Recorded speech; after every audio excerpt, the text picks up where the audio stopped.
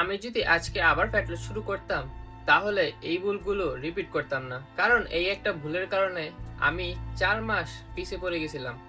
Day one again, episode 1। শুরুর দিকে আমি ভাবতাম কম খেলেই ফ্যাট লস হবে, দুপুরে সালাদ, রাতেও সালাদ, আর সাথে একটু ভাত, আর সারাদিন শুধু কার্ডিও করতাম।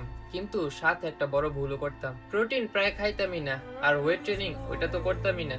তখন ভাবতাম যত বেশি দৌড়াবো ততই ওয়েট কমবে, কিন্তু পরে বুঝছি ওয়েট ট্রেনিং শুরু করার পরই আমার আসল চেঞ্জ শুরু হয়। এনার্জি বাড়ছে, আর ওয়ার্কআউট করা অটোমেটিক ভালো লাগা শুরু হয়েছে। আর প্রোটিন বাড়ানোর পর ডায়েট মেনটেনও অনেক ইজি হয়ে গেছে। তাই আজকে থেকে যদি আবার ডে ওয়ান থেকে শুরু করতাম, আমি শুধু 3টা জিনিসই করতাম। 1, প্রতিদিন অন্তত 10,000 স্টেপ চলতাম। 2, ধীরে ধীরে ওয়েট ট্রেনিং শুরু করতাম। 3, সবচেয়ে বেশি প্রোটিনকে প্রায়োরিটি দিতাম। শুরুর দিকে ক্যালোরি নিয়ে এত টেনশন করতাম না। আগে এই 3টা ঠিক করতাম, তারপর বাকি সব।